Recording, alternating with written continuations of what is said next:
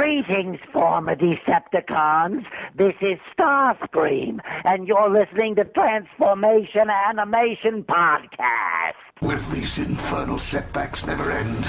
The revolution begins now.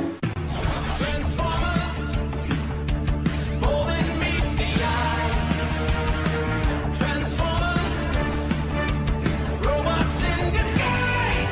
Autobots wage the battle to destroy the evil forces of the Decepticons.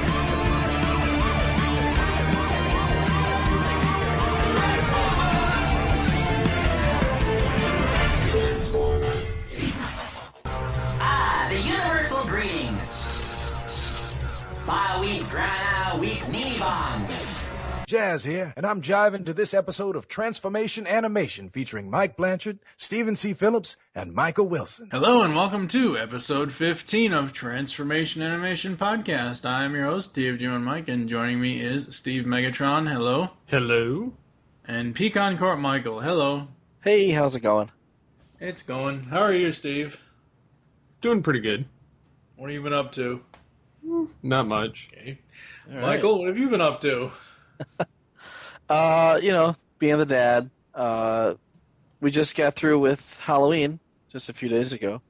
Mm-hmm. And that was exciting. I took the kids out trick-or-treating. I got a huge haul of candy. Or I should say the kids got a huge haul of candy. Right. And, yeah, I'm just supervising it for them.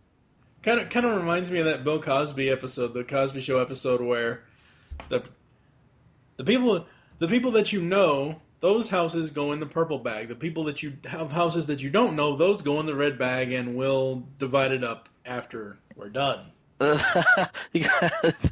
It's more like the candy that you like goes in this bag, and the candy that you don't like goes in this bag. And this bag goes to the adults. Yeah. Well, I don't know. I'm pretty good about what I like, and they're asleep when I start digging through their bags, so they don't know. Years from now, they'll go back and hear this and go, "He was eating my candy."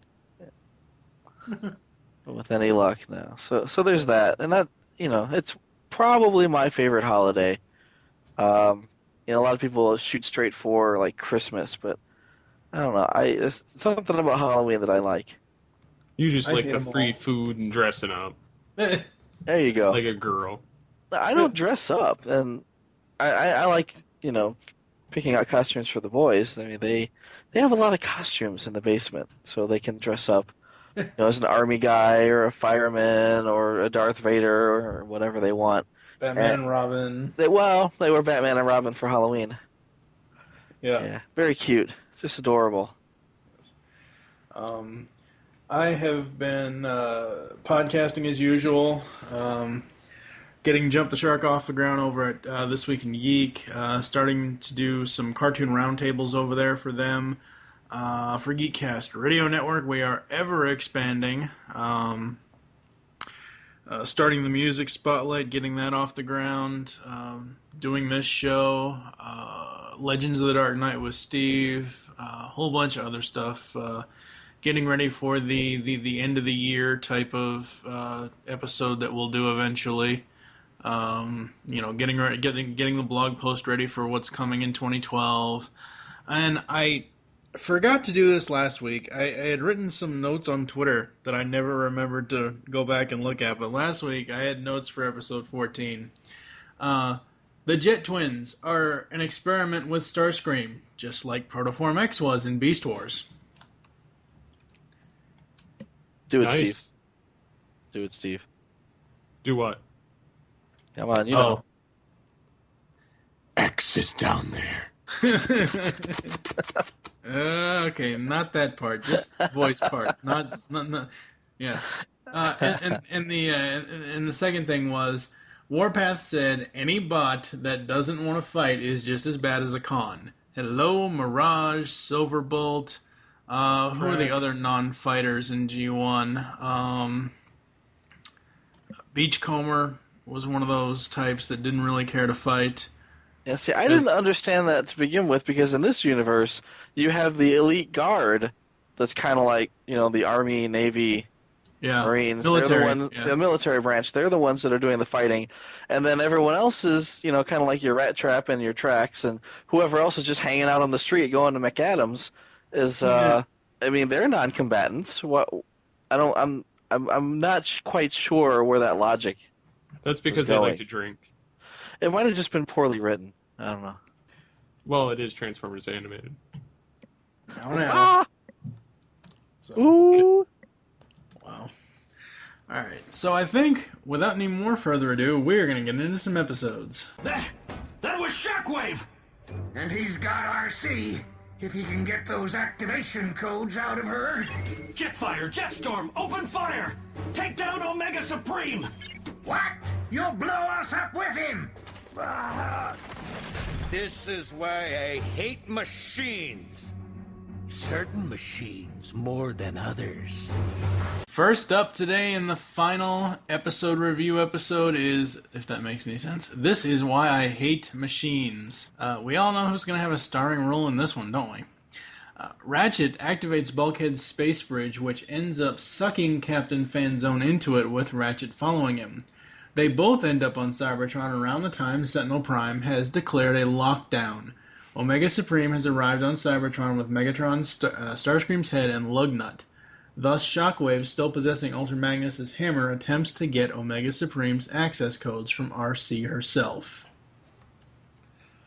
Oh boy. Alright. Oh boy. In the beginning, I swear... There was light. No. In the beginning, when Fanzone is being attacked by the Sumdac security bots, I know my hearing is not failing me because I know this sound effect to the point that I have it memorized. Anytime I hear it, I know exactly what it is. It's Cheetor's gun sound, damn it. Yep. Yeah. Good call. Wow. And, again, I'm sick of the colloquialisms that they're using in this show. Who can read Bulkhead's penbot ship? Oh, God, shut the fuck up. Seriously. That's the stupidest thing I've ever heard. That's one of the major things I have to agree with Kevin on, is all of these stupid words. Like, I can understand, like if they would have used something like Autobotly, like what Mr. Wilson came up with, I could understand that. I would like that. But these other asinine things that keep popping up in the show, I have to agree with Kevin. I think they're retarded. I mean, I'm to the point where I agree with Kevin, because at first, when I first saw the series, I was, as we've said before, I was just watching it to watch it. I wasn't watching it to analyze it at that point. But now it's like, it's downright annoying. Yeah. Well, I know that they're going for their own culture, they're going for this, they're going for that, whatever else, but still, it's like, Jesus freaking Christ. Who was it that was complaining about Battlestar Galactica and their overuse of the word frack? Frag, that's Kevin. Kevin? Okay, well, all right. Yeah, I get it now. Yeah, okay. Kevin. I said something on Twitter the other day about, was it about YouTube? I don't know. Something that pissed me off. What was it? Christ, now I don't even remember. Frag. But I used the word frag. He replied to me on Twitter and said, "You use that one more time, I will never speak to you ever again." It's like he will end a friendship over someone using the word frag. Well, fraggity frag, frag, frag. No, frag is a different term. Frag is a first-person shooter term used to describe a kill. Frack is colonial for fuck. No. It's got a K. I didn't use frack. I used frag. Yeah, see, frag is a different word. Let me pull it. I'm going back through my Twitter feed at this very moment, and where is it? Come on. See, frag is more of a word that Masterson would use. Yeah. Like, as in, frag you noobs. I'm going to frag all you noobs. That makes it sound like he's going to frag them dirty. Yeah, see, now you wouldn't want to say, I'm going to frack you noobs, because that would involve, hinky goings-ons with no pants. Yes. God, come on, where is it? All right, so I'll find that in a second. Never mind. Yeah. I'll find that in a second. Sue Blue was Flare Up. That's awesome. Uh-huh. Oh, that was Flare Up? Yep. So I was thinking that was Flame War. No, that's Flare Up. Ah, damn it. Flame War is completely different. Flame War is black and red. Oh God, we do not want to get into orange. a Flame War is this or Flame War is that debate, because holy hell, Nitro Streak will come down on us with the fury of a woman scorned. She loves that character. But no, that was Flare Up, not Okay, Flame War. you're absolutely right, because I own a Flare Up, but I don't own a Flame War. So I should have known. Sentinel needs to die. I'm TFG and Mike, and I approve this bullet point. I like how he's running a Red Scare. Like, you know... Yeah, exactly. Join the communist side. You expect him to say better red than dead. You know, it's just right in the middle. It's all fear-mongering propaganda. I'm the polar opposite of a Decepticon, but I endorse their methods.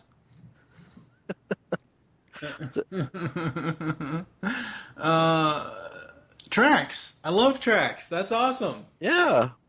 That was cool. All the homages are so cool. They didn't bring Paul Eiding in for that, did they? For Tracks? I don't think so.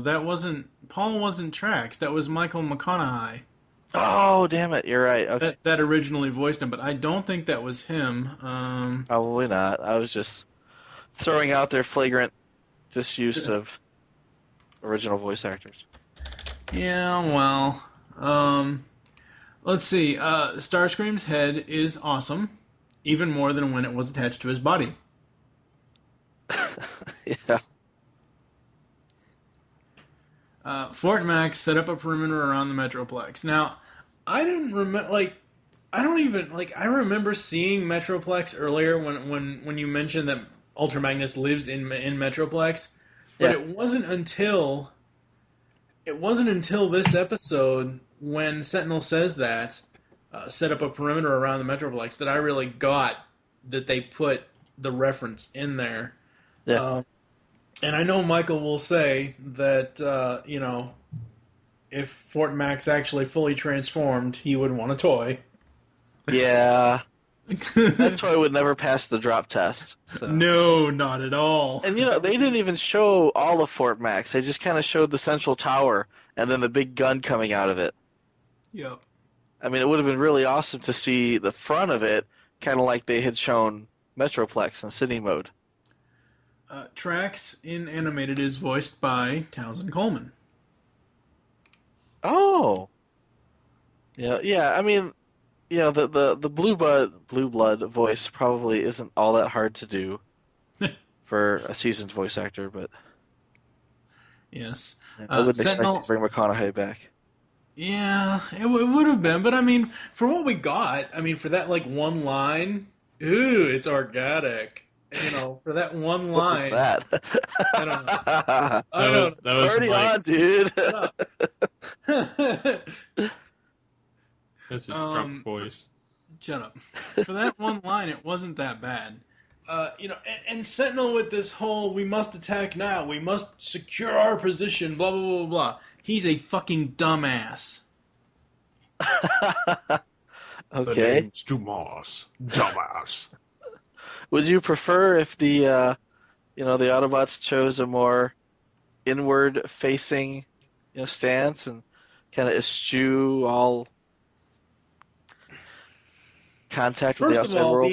The entire series, since Season 2, honestly, even though we didn't really meet Sentinel until Season 2, Episode 1, very first episode, when we see him on the Viz screen, when Optimus shows him the cargo hold visual, he's like, oh, I'll get Ultra Magnus now. Sentinel has always been the character we love to hate, and I know that's why they created him. I'm thankful they did it to him rather than doing it to Rodimus. But it's like, the dude isn't listening. Optimus has told him several times at that point that if they attack Omega Supreme, the transwarp energy that he's overabsorbed, like a sponge, explode. Yeah. It'll explode. The planet will blow up. Hell, the entire galaxy could blow up. I mean, that's kind of like SpongeBob blowing up, or Patrick losing a leg or something like that. I don't know. Rat Trap. What is that up in the sky? It's a huge Macy's Day float.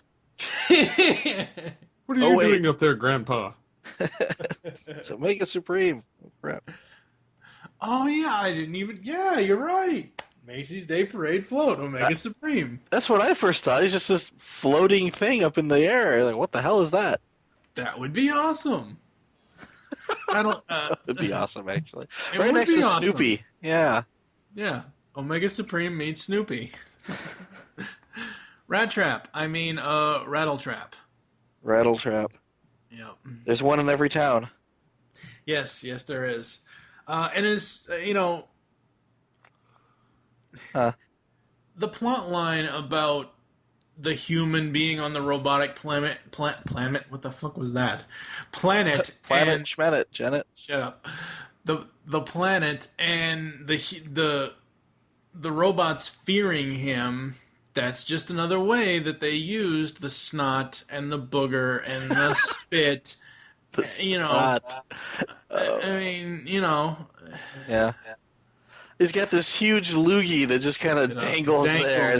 They never actually... I don't know if this is something that's like taboo in the cartoon world or something that you're not supposed to show little kids, but it's like you got the idea that there was this huge loogie hanging off of his face, but they didn't show it. They didn't show him spit it out, and they didn't show him suck it back up.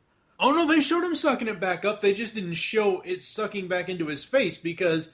in that scene... Oh, they showed it go back up, and then when they showed his face, it was gone already. Well, you're right, yeah. Yeah, for all they know, he could have been dangling a dirty string, or that's a big thread, too. He's a nasty piece of string or something.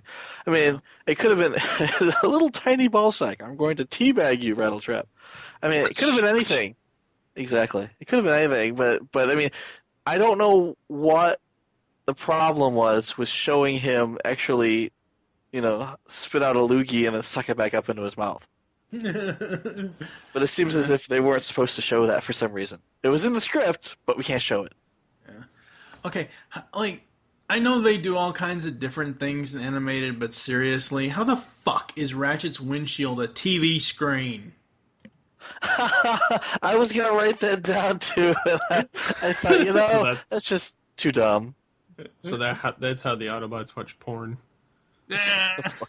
They got a big screen TV back at the plant. Why would they need to watch it on each other's chest? If they're on the go. Oh, I suppose. God, portable porn. That's what cell phones are for. That's so Bumblebee can... You said it, not me. That's so Bumblebee can play video games on the go. With Sorry. What? You have porn on your... Kidding. Yes. That's not my phone. That's sure it is. Stop getting... What? You have porn on your phone? Stop getting serious. Serious? Like the radio. No. Not serious, as in Siri. Siri. Oh. That would require one to have a smartphone to understand the joke. Here's the joke. Here's Michael Wilson's head. Exactly. Right. It's like I have a 4S and I use Siri all the time, and it didn't occur to me. It's like, Siri, could you pull up my porn stash for me? Access Certainly. Yeah. Wait. Sentinel online. Now loading. Oh God. I still want a Sorry version of Siri. No. This sounds like Tara Strong. No. Yeah, I'd be like. Would you like the stuff on the right side or the left side? It's like, sorry, who's your daddy? You are. Now can we get back to business? Yes, we can. I absolutely love that Jazz has pretty much he's still elite guard. He'll still follow Ultra Magnus, but as far as Sentinel goes, he doesn't give a shit. He wants to be a part of Optimus's crew, and he's a traitor. Take him away. Fuck Sentinel Prime. Off with his head. Yeah, ain't that the truth? Sentinel Prime is the Queen of Hearts. But no, I really like Jazz, just like Kevin does, and I wish we had more with him. This is one of the many reasons why I wish we got a season 4, because supposedly Jazz was supposed to stay on Earth with Optimus's crew, and I just love Jazz in this series. Yeah, because they killed Prowl, so that replaced him There's with a a much spot open cooler on the team. Yeah, well, they had to, fill a quota, so they put the much cooler character. Yes. See, what would have been cool is Season 4, Prime becomes Magnus and has to go to Cybertron. Jazz comes to Earth and becomes Jazz Prime. No, that wouldn't happen. They'd put Sentinel down there. He's already a Prime. Come here, you little bitch. Oh, no, they put Sentinel You're in the my break, second in being a command giant now. knob. Prime would lock him up. That's right, put him right in jail. And he'd be like, "Who's your daddy? I am, bitch." Who's your Magnus? Who's your Magnus? You'll get that joke if you check the art for the episode. That's funny. Robot Dame in a room explains everything. Yeah, I know, right? All your answers will be answered in this room. Now, I was half like, Makes no sense. no, it doesn't make any sense. All your answers will be answered. Yes. All your questions will be questioned. Yes, exactly. Sorry. I was when they started fighting, when Ratchet and Shockwave started fighting, and they ended up in Ultra Magnus's, I guess, hospital room. Yeah. I was hoping and half expecting Ultra Magnus to wake up and fight Shockwave. When I first saw this episode on TV, I was like, okay, cool, Ultra Magnus is there. Wait, he doesn't wake, he's just lying there lifeless? What the hell? Yeah. He's dead, Jim. He's not quite dead, he's just out for the count. Yeah. And, oh noes, he got RC. I like in the end that she's awake and she remembers Ratchet. Yep. She's looking at Earth and going, Ratchet. Well, because now we don't get to this till later, until Endgame, but she still has her memory. I mean, she still has bits and pieces. Like, it hasn't been tampered with yet to the point where, hello, young bots, I am teaching Unit 6785839 RC. RC. 675. Yeah. 8675309 RC. I knew that was coming. And then, again, back when the episode first aired on TV, I kid you guys not, at the end of this episode, I fell out of bed when I saw the true colors finally happen. Purple Shockwave. And Mike pissed himself, and the world rejoiced. Fuck you. No, thank you. I've had better offers. Okay, so what do you have for This Is Why I Hate Machines, Steve? This is why I hate machines. There, the title. There you go. I liked all the nice references to all the previous generation of Transformers, whether it be history, locations, brief views of Autobots that either A, never got real time or at any time, and still didn't this time, but they just got a, brief one-liner or something, enough to appease fans. The Rat Trap, the Rattle Trap, that's just kind of piss poor hit at Rat Trap.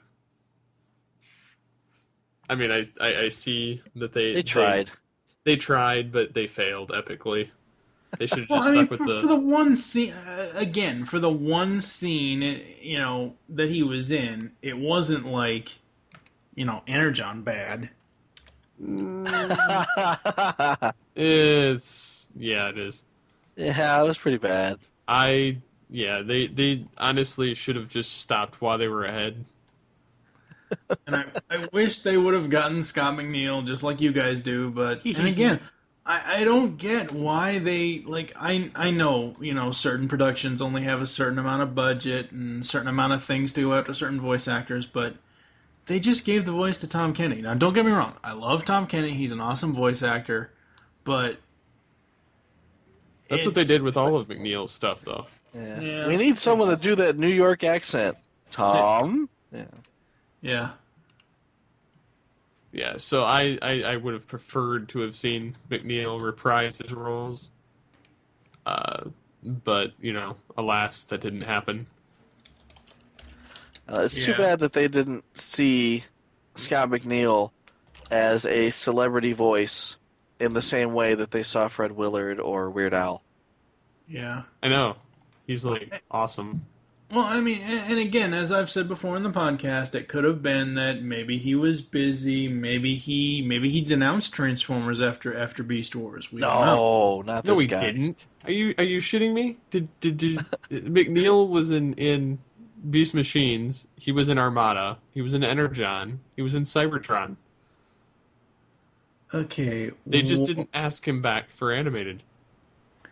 Yeah. Well, the guy has been pretty busy, though. Looking at his credits on IMDb, Dead Rising 2, Care Bears, Max Steel vs. Toxic Legion, Sanctuary, Warhammer 40,000, Dawn of War 2, My Little Pony Friendship is Magic. He's uncredited, but he's in it. Johnny Test as Mr. White. His latest thing is Hiccups, whatever the hell that is. No idea. But the thing is, though, this is a small part. This is maybe half an hour worth of taping that he could do in his home studio or wherever he is, and then they would just send the MP3 file over to whoever. It would. I mean, even in 2008, this was doable. Yeah, you're right. It was just shenanigans and complete bullshit that they didn't have him do it. Yeah, I mean, it's one thing to say, hey, you know what would be really cool is let's have a Rat Trap cameo. You know, we can't call him Rat Trap, but it's Rat Trap, and not make an attempt, to, complete the pass, if you will. Well, the Rattle Trap name it's the Japanese version of a Rat Trap, I know. Right. What was the other reference? You said 2. Well, Rat Trap in Beast Wars. Well, there's also I believe another like G1 or G2 character called Rattle Trap 2. Really? I think. I'm not 100%, so don't quote me on it, but I want to say that there is. Rattletrap was among the crowd welcoming. Rattletrap apparently gave it to Omega Supreme. Rattletrap's name was not spoken in the episode which he appeared. It was listed in the end credits. Rattletrap is an homage to Rat Trap from Beast Wars, specifically his Dawn of Futures Past Cybertronian form. However, he is much more willing to work with the enemy than the original was. Well, most of the time. Comes off as a portmanteau of Rat Trap's American name and his Japanese name, so... Well, his Japanese name was, I believe, Rattletrap. Yes. Oh, no, I'm sorry. It was Rattle. It was That's Rattle. Right. Duh. So Rattle and Rat Trap. Yeah, okay. Yeah. I mean, I don't mind it. It's a cool. All of the cameos in this series are cool. I don't have an issue with any of the cameos that they've ever done. So. Did you spot Power Glide in this one? No, thank God. He was. Okay, I take it back. That's one cameo I have an issue with. Well, Power Glide? I hate Power Glide. Seriously? I like him animated. His appearance looks even better in animated. Who? Power Glide. Well, you kind of saw him from the side view. There's a front picture of him on Wiki. Oh, okay, yeah. I mean, in the crowd scene, he was sideways, and the way his wings fold up and form his shoulders, he has like these it's like huge Optimal surfboards Optimus. on either side of his head. It's kind of weird looking. But it's like Optimal Optimus. Yeah, okay. Yeah, I'll buy that. I'll buy that for $1. It's like on top of his shoulders and not on either side of his head. Yeah. They're farther out, kind of like wings as opposed to surfboard shoulders. Overall, it wasn't a bad episode. I mean, there were plenty of nice moments in it and homages and opportunities to hate Sentinel even more. Right. But, it's pretty much just a lead up to the last 2 episodes. Oh, yeah. Yeah, but the question becomes, where is everybody? I mean, in the beginning, you've got Ratchet babysitting the space bridge, and they say, well, Bulkhead's gone, but they don't say where he is. He's busy pantsing the Constructicons. Maybe they're all back at the plant getting drunk off oil. Okay, that's entirely possible. I don't know. I'm just saying. And I mean, you strange. didn't really need the rest of the team. This was a Ratchet, Fanzone, Jazz team up that they're on Cybertron. Obviously, you're going to have the Cybertronian characters, whether they be the cameos, whether it be Sentinel or the Elite Guard or the Council or whatever. So I mean, you didn't really need the rest of what the hell could they have done? And I think a cutaway gag to say, oh, hey, meanwhile back on Earth, Bumblebee's playing, Snake Eyes versus Torque 3, and Bulkhead's off squeaking like a baby toy, and Prowl's off getting in touch with his processor over matter. I think if you had like a cutaway scene of that, kind of like what we mentioned in the season 1 finale about the Dinobots, about them going to Dinobot Island, it was a useless scene, and I'm glad that they didn't have any useless scenes in this episode. Yeah, no, I agree to a certain extent. It's just kind of strange that there's no Prime, there's no Bulkhead, there's no Bumblebee.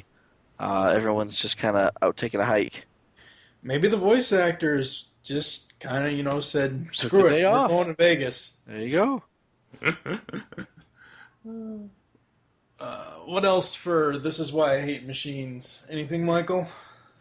I liked at the end how you got Megatron kind of purposefully goading Lugnut. Oh, yeah. Yep. Shockwave turns purple, and Megatron says, "Ah, my most loyal servant." And Lugnut about drops a brick. Oh, he drops a brick in the next episode. Oh, yeah. No, this is just the beginning of the rivalry.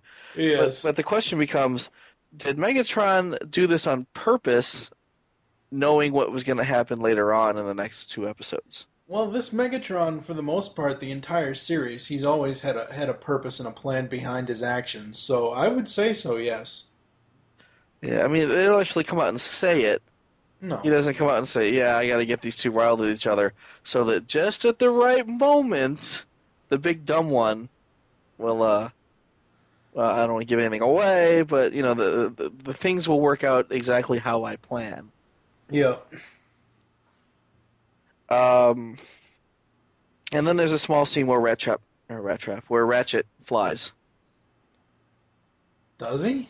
Well, he kind of gets knocked down by Shockwave in that fight scene, and Shockwave runs away, and then you've got Ratchet. He's been knocked into like a pit or whatever, and Fanzone goes, "Are you okay?" And he starts levitating. Oh, no, he's not flying. He's using his magnets to lift himself. Yeah, but that's not flying. He doesn't have a jetpack. He doesn't have the Magnus Hammer. I swear to God, anyone can fly with the Magnus Hammer. You will believe a Ratchet can fly. That was just about the same time where he says, "I'm getting too old for this shit." Which, I mean, a lot of good lines out of Ratchet on this episode. Mm-hmm. It's a good Ratchet episode, but again, he's the only one in the episode, so it's kind of hard not to.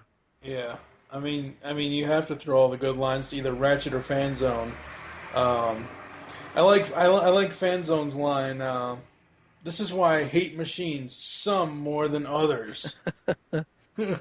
I still think we need to go back and, pull out all the clips from where Fanzone says, "This is why I hate machines." That would take forever. In retrospect, there's probably about 20.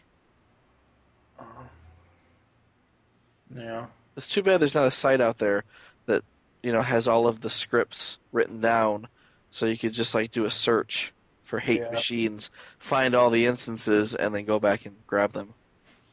Because, to my knowledge, no one's done that before. Nope. Anything else for This Is Why We Hate Machines? Nah. All right, we are moving on. We need those codes to control Omega Supreme. And if any bot can access them, it is you, my ever-loyal Shockwave. Uh-oh. Looks like Megatron has a new favorite. And I'll give you a hint. It ain't you. What about me, Master? Have I not served you loyally? That's a very good question, young bot. Only the Allspark knows for sure. While you were fawning at Megatron's feet, I risked Spark and Servo as a double agent on Cybertron. Cybertron is our home planet. We must protect it from the growing Decepticon menace. Decepticon. Can't you shut her up? She makes Blitzwing sound like he's got his head screwed on straight. And finally, we come to the end of Transformers Animated with the Endgame two-parter. In Part 1, the Autobots discover Omega Supreme's energy signal on the moon. Ratchet insists on going there right away to save him, but Prime refuses, knowing that they are too weak to fight Megatron. Ratchet, Sari, and Professor Sumdac build flight boosters for Optimus to even the chances. I first note, because I was all over the place really on this one, and I don't even have that many notes. I mean, this episode was so great. I just started watching it for enjoyment. A bunch of backstories. I mean, we get Prowl's backstory, we get Optimus's backstory, we get slightly more of RC and Ratchet's backstory a little bit, but it's finally nice to see why Optimus washed out. And it was because of that whole organic planet ordeal. Planet, Schmanet, Janet. Shut up. No, I mean, I agree. I liked that they actually went back and you know that this happened. You know that that's why Sentinel has been pissed at Prime all these years. You know that that's how Black Arachnia became Black Arachnia, or I should say how Elita 1 became Black Arachnia.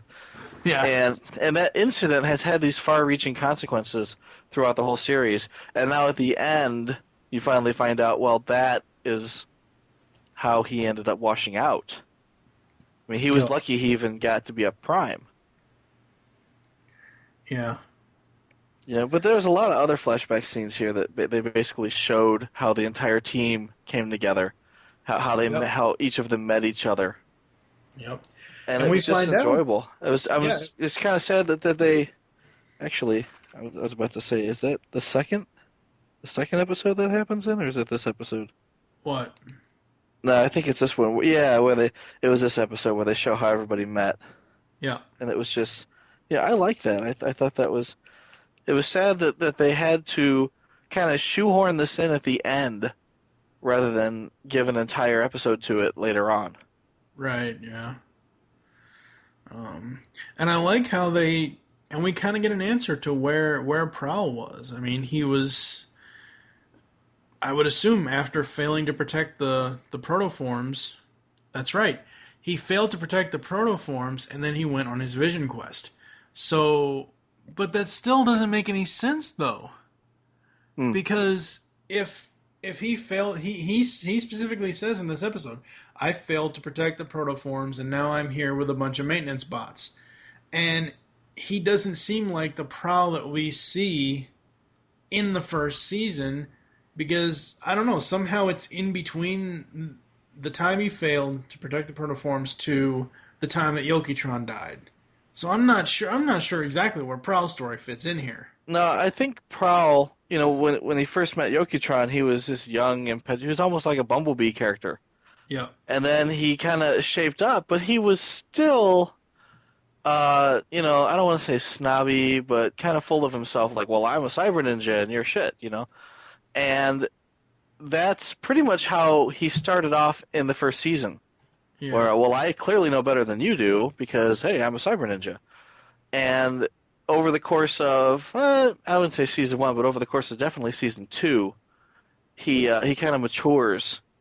Right. And you find that, it's not the parts that make the bot, it's the bots that make the parts. And he learns these lessons until finally he reaches that point where he's a team player and, well, I don't want to give too much away, but, he comes full circle from where you first met him. He does, but the problem I have with this flashback is this is from pretty much the same scene with them on the rocks in Transform and Roll Out.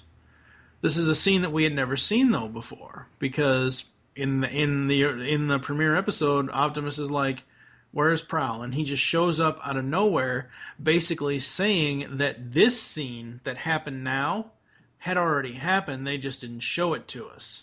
Well, right. I mean, this is where they met. They had already met and been together I'm assuming for a while, not a long while, but for a while, in the first season. Yeah. And, you kind of got the impression that Prowl wasn't really a part of this team. Yeah. Just by the way he was acting. Because, the whole team kind of acted as if they weren't really a part of that team. Because, they're like, well, Prime's the leader, but we really can't work together very well at all. And it took them a while to work as a team. That was kind of season 1 shaping up. Right. And they were just lucky that they were able to hone their skills against human villains as opposed to, other Cybertronians or Decepticons. But no, I think that this flashback, again, it's the first time they met Prowl, probably within a few years of the first episode. But he fails to protect the protoforms. He leaves Cybertron to continue his Vision quest because clearly he didn't finish the Vision quest. He went back to Yokotron to tell him he had failed. Right. Yeah. So what else does he got to do? Well, I guess I'll just continue. Yeah. Thank God Sentinel isn't in this episode. And that's surprising. Thank God. Well, we got the other characters back in, so we got to shove some out. No Prowl or no Jazz, no Sentinel. Well, Jazz. Well, no Jazz. Well, yeah, no Jazz was in it. They were in it in Optimus's flashback, but they weren't in it in the current timeline of Sentinel being the complete and utter fucking douchebag that he is. And then Starscream has expectations that are abruptly shattered. Along with his crotch. Yeah, along with his entire freaking body. It looked like, his upper torso was intact. It was just his legs that were blown off. So I'm thinking, he shot him right in the dick. It blew his legs clean off. If you're gonna shoot somebody, and you're really pissed at him, I suppose that's where you do it. Yeah. And, of course, because I guess I'm the only one that remembers this, and I don't think I've ever even read this piece of Transformers literature. I think it was just a poster, actually. I always make the Shattered Expectations reference when I can, in reference to the BotCon 2008 teaser for Shattered Glass, was Shattered Expectations. Oh. Yeah. No matter what people expected out of that, everybody ended up happy. Oh, yeah, exactly. Yeah. Lugnut Supreme. What the fuck? We need a Supreme Class Omega Lugnut toy. No, we don't. Yeah, because then they would have to give you your Omega Supreme toy. That's what they start. They start with a Supreme Class Omega Supreme, and then they follow it up with a purple repaint. Right, with the stripes around his arms. They don't necessarily have to give him a new head, just paint a Lugnut face on there, or paint a Starscream face on there, or a Megatron face, or a Prowl face, or wait, let's make it a triple changer face where it whirls around like Blitzwing. Yeah. Speaking of Blitzwing, just make his face a sticker. Is Blitzwing? They mentioned him here briefly, didn't they? They mentioned him. Well, Megatron says, "Can't you shut her up? She's." Blitzwing sounds like he's got his head screwed on straight compared to her. But that's what I'm saying.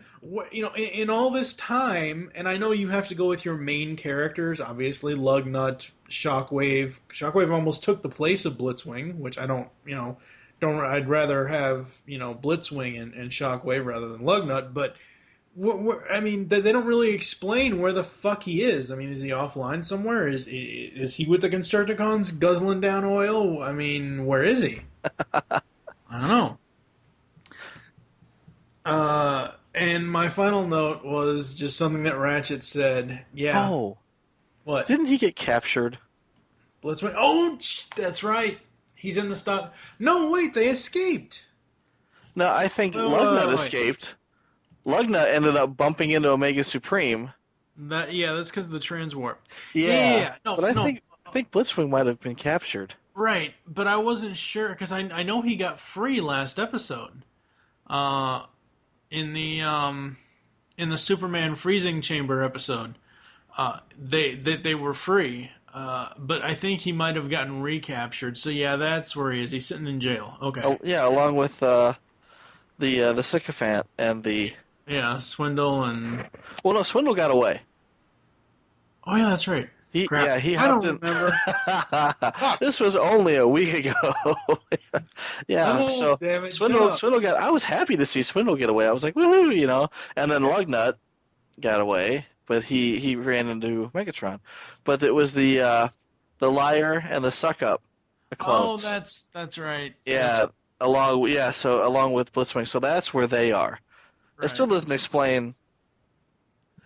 I want to say still doesn't explain where Bulkhead was in the last episode, but he's back in this episode. Yeah.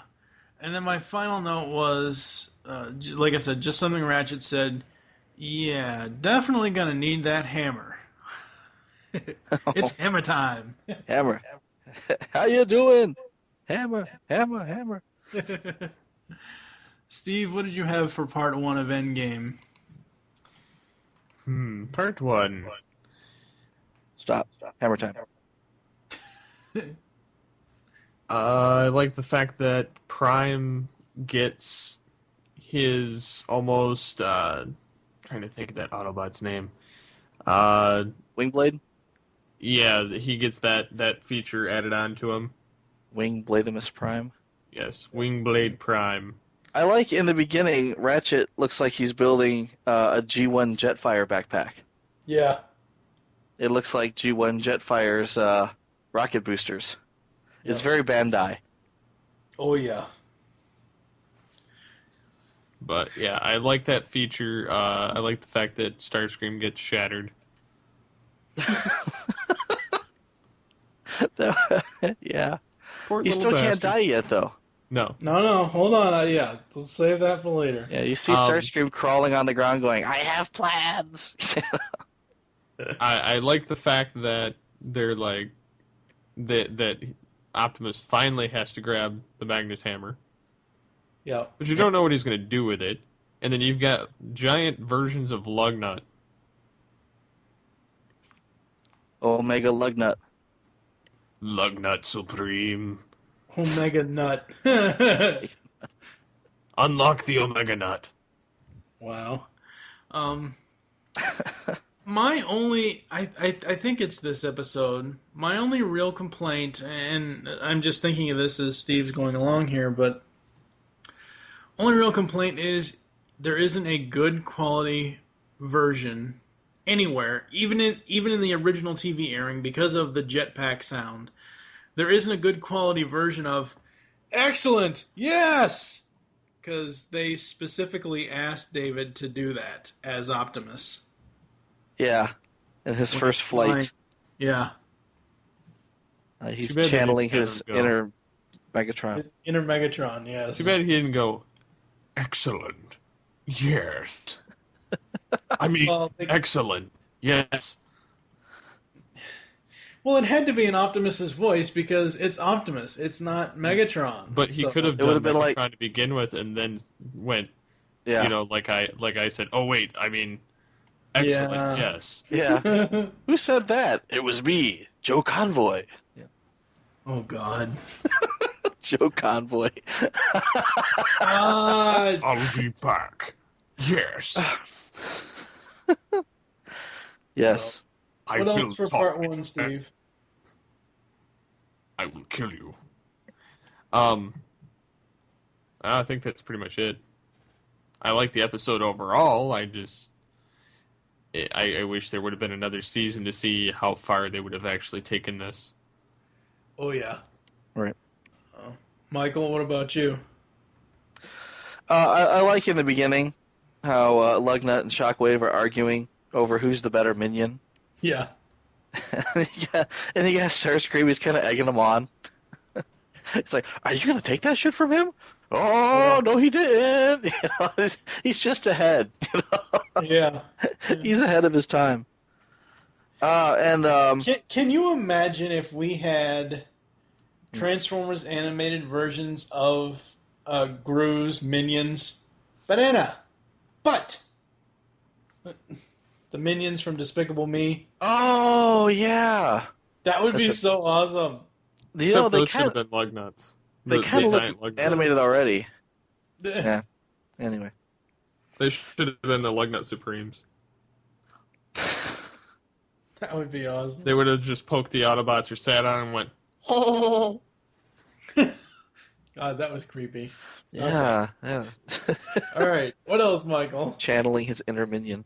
Yes. I know you mentioned this earlier amongst ourselves, but one of the coolest scenes here is Starscream is trying to get Megatron to tell him what the plan is for the protoforms. You know, seeing as though he already destroyed all of his other clones, or his Starscream clones, and you know he says, "Well, are you going to clone yourself?" And he goes, "Bigger." And he says, "You're not going to clone, Lugnut out there." And he's like, "Bigger." And Lugnut falls over, and Shockwave actually laughs at him, which I thought was funny because it's Shockwave, hee hee. By all means, should not have a sense of humor, but he's like, hee hee. Yeah. So he says, "Bigger." And he's like, "Well, what are you talking about?" And he looks over at Omega Supreme, and he's like, "Oh yeah, okay." And at this point, he's already got giant purple Omega Supreme skeletons built on either side of him. Yep. In the background, so if you look, you can see it. And it's like, well, I realize you're short, but can't you see out the window and see what's going on here? Don't you smell what the Megs is cooking? Oh, God. Sorry about that. Wow. Bigger. That's funny. Or bigger. I can't really do a Megatron. I don't do voices. Yeah. As I predicted, the processor over matter has become the new Sari's key. Yes. It's like, well, I really don't know how we're going to manage this. Well, I know. We'll do processor over matter. And it's funny because you've got Prowl, kind of in his lotus position, meditating. And it's like, the Allspark, it's in the tree, the rock. It flows around us and binds us together. You're all supposed to applaud my Star Wars reference there. Come on, guys. Yeah. No. No, Let sorry. it flow, Prowl. Oh, anyway, but I don't want to get too far ahead of myself, but eventually you get Jazz in on it, too, and they're both doing the process over matter.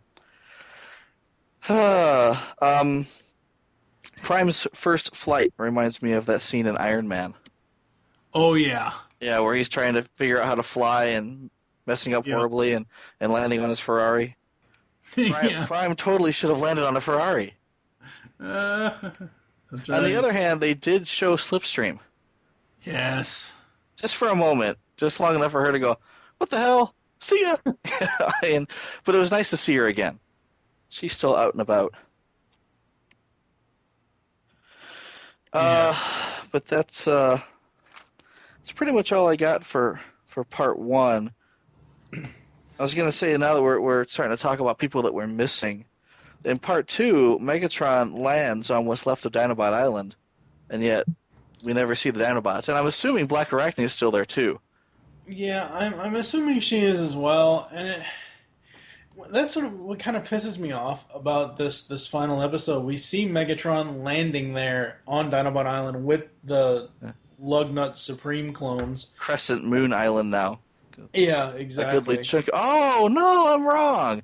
A goodly chunk of that island was teleported away with Black Arachne on it. Right. And we don't know where she is. Right. It's possible the Dinobots are on that too.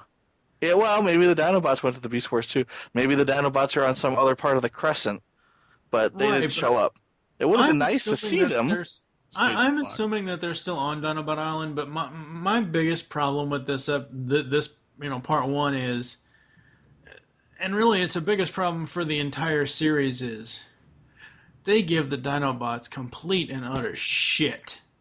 There's no character development for them. They show up for Grimlock specifically shows up for like 5 seconds every 3 or 4 episodes, and that's it. I mean, the only fun part with Grimlock was when he, Black Arachnia forced him to team up with Optimus. That was the only real fun part with Grimlock. Other than that, they're basically throwaway characters here. I mean, granted, I know, Simon Furman wasn't, throwing around his Grimlock dick in this series, but still, it's like, do something with him. I complain about them not showing up here in particular because, hey, we're trying to wrap up all the loose ends. I mean, it was the same thing in the last season finale where it was like, where are they? They showed up in the first season finale to no effect. The second one, they glossed over them. The third one, they glossed over them. But here, it's more important because we're not coming back. Yeah. There's not going to be another chance to see them again. So it's like, not knowing that ahead of time, sure, maybe it was easy to gloss over them, but here it's like, it would have been nice for Megatron to land on the island and Grimlock to stick his head up and go, "Get off my island!" and Megatron shoot him a look and he'll be like, "Oh, okay, I'm sorry." And kind of wander back into the woods. It would have been worthless, but it would have been nice, seeing as though this is the end of the series. Yes. Yeah, I don't know. It's just one of those things where it's like, what the hell? Well, it's sad that it's all coming to an end anyway. And with that, let's move on to the last episode. Yeah, Endgame Part 2. The three Lugnut Supremes touch down on Earth and launch a full-scale assault on Detroit. While Optimus Prime and Prowl fight the Lugnut Supremes and take one down, Ratchet, Bulkhead, Bumblebee, and Sari head to the moon to rescue RC and reactivate Omega Supreme. Starscream then takes over the remaining two Supreme clones and initiates their self-destruction.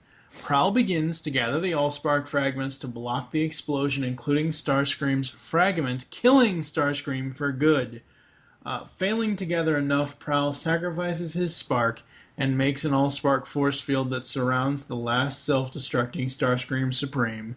Megatron attacks one last time, but is defeated and arrested by Optimus. The Autobots have won, captured Megatron, Shockwave, Lugnut, and returned to Cybertron with Prowl's body and several rescued protoforms that Master Yokotron died protecting. Again, so much action in this. I mean, it's so awesome. The Shockwave battle was great. It's mainly for the reason why it was great was because it's Shockwave kicking the Autobots' afts. I mean, it really is. Bumblebee and Bulkhead are like, "Oh, we'll handle Shockwave." You fucknuts! You can't handle anything. You can't handle a pepperoni pizza. That's right. The clone. Did somebody order extra sausage? Wow. That's how they like it. Yeah. The Clone Supreme battle I really liked. We finally get... we kind of got it in Transform and Rollout on aboard Omega Supreme, but we finally get an open world battle with Optimus and Megatron. And of course, my name is Optimus Prime! So you can remember my name. Yeah, so you can remember my name. Sorry. Sorry, she goes from the key holder. She goes from being the key master. Where's the gatekeeper when you really need it? But she goes from that to being a Cybertronian telepath. What the fuck? I think I like this.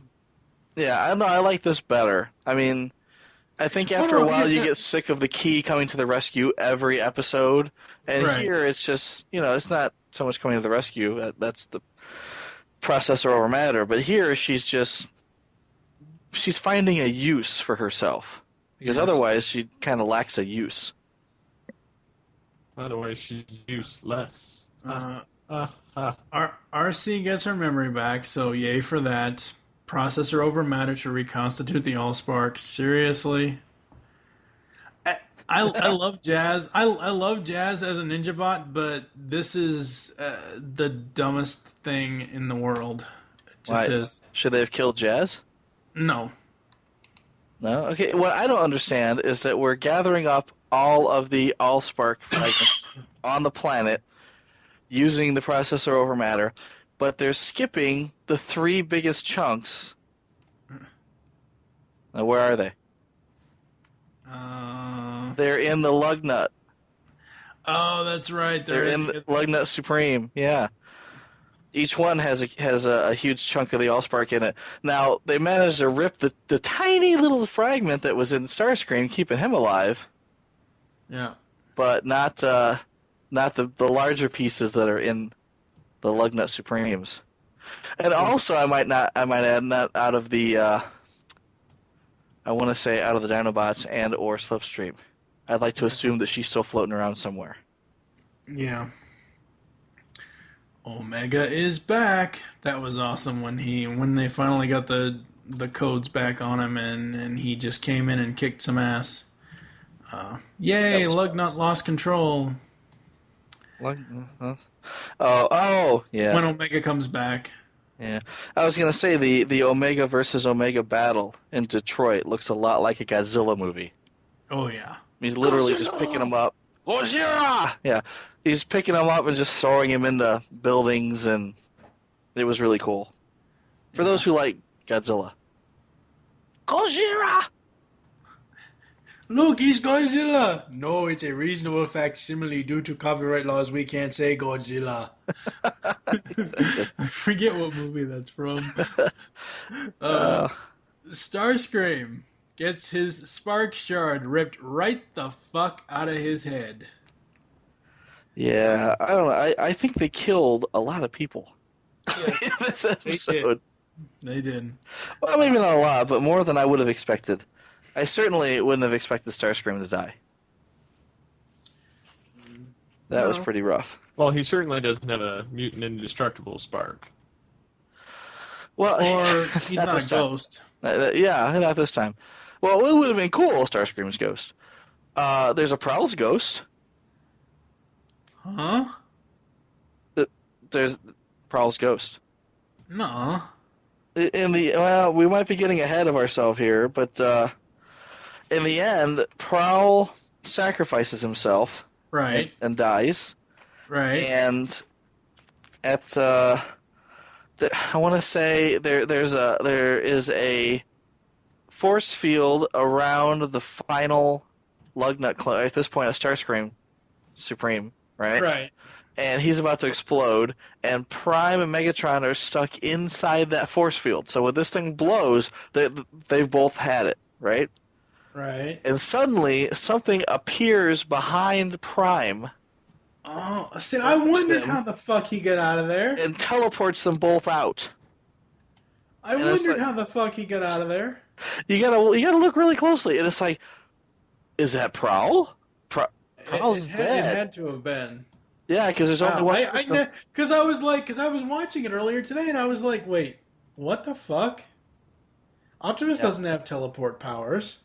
Well, something rescued Prowl. Well, no, he's got that, doesn't he? No, not Prowl's got that. Yeah. But Prowl's dead, so it's like the ghost of Prowl. Yep. I'd like to think there's a ghost of Starscream out there, too. No, not in this series. He's dead. He's deader than dead. Ghost of Starscream would rule. But, he hits the ground, and my first thought was, okay, he's no longer indestructible. He can die now, but he's still alive, right? No, he's dead. Gray is dead. Yeah, Gray is dead. I was I don't know, he's dead for good, and I kind of felt bad about that, but then we get that little glimmer of hope with the Prowl's ghost. And then, Optimus raising the hammer to strike the final blow, and of course he misses by 2 inches. That would be the easy way out, Megatron. You don't deserve it. And then we immediately... there's no transition from that scene to the next. I mean, there isn't a fade. It's just a complete hard jump cut. And I was like, wow, really? And then we get them and all the captives coming off the ship. And what does Optimus have around his neck? Lo and behold, the biggest MacGuffin in Transformers history, the Matrix of Leadership. The motherfucking Matrix. I didn't even notice that. He had the Matrix, or was it just the... You seriously did not notice that? I saw the huge hammer. I didn't see the Matrix of Leadership. I'll have to go back and look. Actually, no, it's on the wiki. The picture. Yeah, well, he sent us a picture, too. I'll have to go back and look at the picture, but... Yeah, I can't believe I missed that. Let me go back and peek.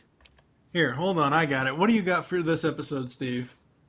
I love the fact that they actually kill a bunch of people off. Yes, they do. Just because I don't care for them anymore. It's a kids show, though. I'm really surprised that they've been killing people off in shows for years. There it is. He does have the Matrix around his neck. That is awesome. Yep. So not only does he have the Magnus Hammer, but he has the Matrix. Can you imagine a season 4? I'm really surprised he doesn't just look right at Sentinel and says, "Take it, motherfucker! I dare you." Can we get it? But he's got Megatron right behind him. Bitch. He's got Megatron's what? He's got Megatron right behind him, and he's kind of tied to a gurney almost. Well, yeah, he has to be tied to a gurney because he's got ropes around his legs too. Yeah, I'm surprised he didn't have like the Hannibal Lecter mask around his face. That would have been the Optimus isn't Sentinel. That's true. All the other ones had the Hannibal Lecter mask. Yeah. No, I think at the end. Well, first of all, huge epic ending. It was awesome. Omega Supreme transforms, and the crowd goes nuts. That was cool. But give us some closure. Prime should be able to keep the hammer. We should have Optimus Magnus. Give us 2 more seconds of footage. Have Sentinel kneel in front of Prime and say, "My liege," or something. That will never happen. Give us that. No. Steve, do you have what else did you want to say about this one? I'm glad it's the end. Oh. Stop. Are you glad because it ended so well, or are you just glad because you're sick of it? Both. Oh. It's a good day to end the series, right? It's a good day to die. Transformers. The other thing, I just now noticed this looking at the image of them carrying Prowl's coffin and Megatron and Optimus with the Matrix and the hammer. Yeah. If you look over to the bottom left, there's Sorry floating in the background. And it reminds me of the Transformers the movie theatrical poster where you have Ultra Magnus looking up at Unicron with his blaster, and in the background you have Galvatron coming in with the Decepticons, you have Hot Rod and I don't know, it's one of those foreground background shots where it's like, I never noticed that before. I didn't notice Lugnut back there, to be honest. I was just wondering, who's got the huge stasis cuffs? What are those? And no, it's Lugnut back there. Yeah, it's Lugnut. This is just an awesome picture. Yeah, it is. This is just epic. Yep. So awesome. So very, very awesome. What else did you have for? So are you done, Steve? Do you not want to talk anymore? No, I don't. I hated it all. I hated every second. No, I didn't hate it. I hate awesome things and homages and precedents. No, I like those aspects of the show. I'm tired of Transformers animated, honestly. I could settle for another season. Okay. If they were to have done another season, I can't deny I would like it. Like, just because... I hated it all, except for that 4th season that never happened. No, it would have been cool.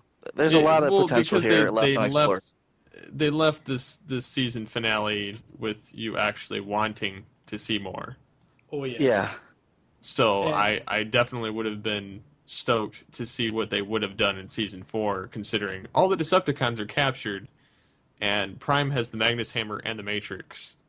The only thing that really didn't the only cons that really didn't get captured is whoever else is left out there in the galaxy outside of Team Char. I mean, Team Char never got captured. Oh, they never mentioned them. And I'd want to see Rodimus Prime or Rodimus Major or whatever become Prime's second in command. Yeah. Now, I will say that, something that does tie into this is this year's 2011 BotCon comic, because you have that scene with and again, the protoform stasis pods are just scattered all over the ground, but you have the scene with Megatron, with Optimus with the Matrix, Lugnut, Shockwave, Bulkhead and Jazz and Ratchet. And then, of course, it goes into what the story of the comic is. But at the end, oops, that's the credits page. What the hell is the last page of this damn comic? At the end of this comic, you have Team Char coming after Megatron, and coming to release Megatron and the Stunticons and all that. So, I mean, they did kind of continue it in comic form. It would be great if it was animated, animation wise. But overall, I guess I'm happy with what we have. Yeah. I mean, everybody wanted a season 4. Everybody did. But it just didn't happen. And In other words, Fuck you, Hasbro. No. It's more like, fuck you, Cartoon Network, and your live-action bullshit. Well, you have to understand, at the time, the sequel to the movie was kicking in, and... Worst sequel ever. It was the worst sequel ever, but it sold an assload of toys and made an assload of money, and... Is that a new measurement? An assload? It's the volume of toys that you can fit into your ass, yes. There is The volume of toys you can steal from Target. There is a precedent here, and I know you all hate precedents. There's a precedent here with the first movie that came out. The first movie made an assload of money and sold an assload of toys. I mean, as much as I hated the movie toys, they sold a lot of movie toys, and that Christmas was just made for movie Transformer toys. And then those kind of trickled away, and they brought out the Transformers animated toys. Now, that was all well and good up until the next movie came out, in which case they said, okay, we're having trouble selling some of these shelf warmers to begin with. Let's get rid of this whole line and, introduce the Transformer toys for the second movie. Yeah, well, what was really shelf warming and what I really saw in even bargain stores, not really bargain stores, but weird places, I would find oil slicks in Walgreens and stuff like that. I was like, really? Wow, why do they still have animated oil slick?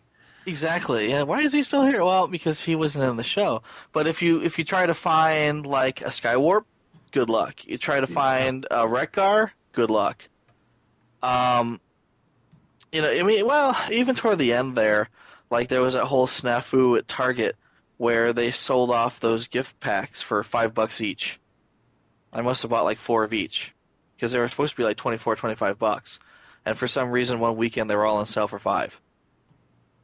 And I don't know. It just seemed like the writing was on the wall that this particular line wasn't selling as well. Definitely not as well as the movie toys. And once the new movie came out, that was it. No more series, no more toys, and you couldn't find the ones that you wanted. And I had a heck of a time finding a Wreck-Gar. I had a heck of a time finding a Skywarp. I had to go online to find a Skywarp. I think I got mine from Entertainment Earth. And the movie toys again, metric assload. Yeah. So I don't know. I mean, I from a toy selling point of view, which again is the name of the game here. They're not selling DVDs; they're selling toys.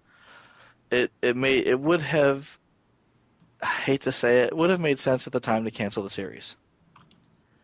Still. What else do you have for part 2 for Endgame? Who, me? Yes, you. I got plenty. In the beginning, we ended up with the lengthy, extended transformation scene for Bulkhead and Bumblebee. And, I already know how to transform those toys, god damn it. I haven't seen I don't want to say these particular transformation scenes, because it's maybe they did show them way back in season 1. They did. Yeah, and it's why are we seeing them again here? I mean, is there not enough stuff going on that we need 2 minutes of transformation? They probably wanted to remind people how to transform the toys. No. I'm not even sure if those toys were still for sale. Honestly, at that point, I think you could only find the white Bumblebee activator. If you were lucky, maybe one of those leader class bulkheads sitting around with the headmaster unit in the box. Yeah. But no, it's wow, we haven't seen these in a long time, and And like you said, at the end, they didn't even have any transitions between the end battle and Cybertron, and there's no bootlicking going on for Sentinel Prime. No, there wouldn't be any bootlicking going on for him.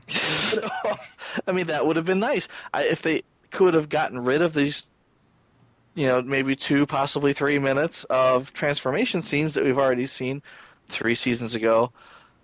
Maybe they could have included that stuff. How hard is it to put in a fade out to fade in, like fade out to black, fade into black? I mean, they do that all the time. I mean, again, they ran out of time. The editing room, they just didn't have time for it because we have 2 minutes of transformation in the beginning. Or at least that's my explanation. 2 seconds to put a fade out, fade in. I mean, that, depends on this was a true hard transition. It was like, Grandis stomped on the floor in the club and the record started skipping or something. I mean, that's what it felt like to me. It felt like a record skip. And I was like, really? That... Yeah, Megatron's WMDs destroyed the transitions. Yeah. Get away from my weapons of mass destruction. What kills me is the last episode you got Ratchet the whole time telling Prime, you're going to have to use the hammer. And he's like, I'm not going to use the hammer. Come on, use the hammer. He's like, I'm not going to use the hammer. So finally he picks up the hammer. And his first shot misses. How does that even work? And then he's arguing with the hammer like it's a hammer. He's talking to it. I know. He's like, hammer. Open, damn it, open. No. He's like, look, I know you don't think I'm a hero, but come on, work with me here. And it's like, dumbass, point it straight, Hammers don't kill people. People who hold hammers kill people. It just didn't make any sense to me. But then, he pulls off this epic move. He turns into Thor. Yeah. And he spins into I don't know. What is Thor's tornado called? A tornado? I hereby dub it Thornado. Yeah, oh God. Great. You're Here's a new word. Transformers vocabulary to Marvel Universe comics vocabulary. Lovely. Thornado. So Prime pulls a Thornado that manages to take out all 3 Omega. Well, take out 1 Omega Lugnut and disable the other 2 so that they can't fly. Yeah. And that that's kind of cool. I'll take that, sure. Yeah. Oh, it's funny. I'm actually looking over here at my Energon line, Omega Sentinel, and it's like, how hard would it have been to have an Omega Supreme? I mean, I got this thing. It's like, admittedly, this is a kind of a cool toy, but I got this thing. Why couldn't I have a? Yeah. Anyway. Because you can't. Probably for the same reason I don't have an animated Blackout or an animated Wingblade Prime. Or yes, exactly. Anyway, moving right along. This is the time for closure. It's not the time to open up new plot lines. Sorry communes with a protoform. Commune, she's touching it, it's glowing, she's communing with it. Yes. But we don't know what she finds out. Exactly. She's like, I suddenly know why I'm here, and why? Tell us. Why? Enlighten us, you dumbass. I know. I want to get Marty Eisenberg on the phone and go, Marty, what the hell? Seriously, man. Yeah. I mean, what were you thinking? Tell us what was going to happen. Well, what happened here was we were a little drunk that night, and exactly. Well, I mean, I understand that maybe they didn't absolutely know that they were going to get canceled. They had a pretty good idea. I even brought it up to Marty when I met him at that BotCon. I said, the new movie's coming up. Do you think you're going to see a season 4? And he said, well, I hope so. Yeah. It's like, all right, seriously, let's be objective about this, I mean, I didn't push him on it. It was just like, yeah, well, hey, good luck, dude, now if I go. Yeah. But still, it was like, that's not very satisfactory. I mean, I'm really going to hate it if you guys get canceled. And they did. But I don't know. It seems unfair, again, to use that time to open up a new plot line when, number one, we're not seeing any Dinobots in this episode. To say goodbye, Dinobots. We're not seeing, what happened to other characters. We're not seeing Prime become Magnus. with his giant bling around his neck. There's other things that we could have focused on rather than 2.5 minutes worth of transformation crap. Well, and new plot lines. Yeah. I mean, granted, they kept this to a minimum, and it was nice to have Sari, I don't know, become enlightened. I'm not sure exactly. I mean, maybe if they changed the line, if she had said something like, hey, I honestly don't know what she could have said other than nothing. It's like, what could she have said that would have made us cry and roll around on the floor and go, what do you mean? You know? Yeah. Speaking of crying, who else cried when Prowl sacrificed himself? Not me. I was tearing up. I'm glad he died. No, I'm no. joking. I like him. I like Prowl, and he's like, you know what? I gotta save the world, man. And there's only one thing I can do. And Jazz is like, we can find another way. And he's like, the only thing I have to say is whatever Prowl can do, Jazz can do better. Would you have rather seen Jazz die? If Jazz said, hey, let me float up there. We kind of got that in the first movie. I mean, Megatron ripped the shit in half. But yeah, that's true. Yeah. But I mean, I don't know. Prowl is okay in this series. He's not, obviously, this series has to differentiate itself, but it also wants to homage stuff here and there. But I don't know. Yeah. I just don't like. Okay, here's worst, the worst of the worst to not so bad. Bumblebee and Bulkhead are the worst of the worst of the Autobots. Well, okay. Prowl is like 6 notches above them. Let's explore that then. You've got Prowl and Jazz saying someone's going to have to sacrifice themselves to give up their spark in order to save the world. Who's it going to be? And they all look over at Bumblebee, and Bumblebee says, "Why are you all looking at me? Why is everybody always looking at me?" but I will give Bumblebee some credit in this two-parter because he was smart. He wasn't clumsy. That's he right. Didn't do anything stupid. Well, besides getting the transmitter stepped on. But right. I mean, yeah. or falling debris dropped on it. He fixed it, right? Not really. Kinda. No, the idea there was to put a bugging device there so they could hear what was going on, and he did. He turned on her RC's transmitter, and that was the same thing. Yeah. In fact, that might have even been better, because it's possible that huge box that got squished, could have been found out. Yeah, that's true. Yeah, no, I think he again come a long way. One more season, maybe he could have been Elite Guard material. He had his one shining moment in this episode where he wasn't a dumbass. Shockwave and his viciousness. I mean, after she tells him the code can be retrieved, he just yanks the wires right out of her head. At least she didn't die. I mean, I think that bringing her back, I mean, again, Sari just kind of communes with her for her corpse, right, for a second, and says, oh yeah, all you gotta do is X, Y, and Z, and boom, she's back. Yeah. It's like, how long has she been dead? She didn't even go gray. Well, I don't want to say, let's say brain dead. How long has she been a vegetable? Ratchet has spent the last 9 million years being a grumpy old man because his entire life had changed drastically the day he had to kill her. Yeah. And now, she's back. And all I had to do was point at her and...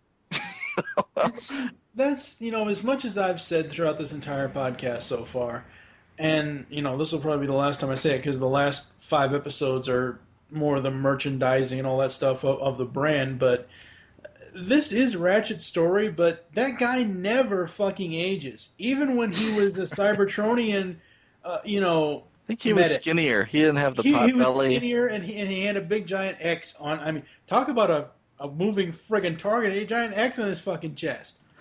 But exactly. The old bot never really aged in this series. I mean, he went from being old to being older. Kinda. Let's put it this way.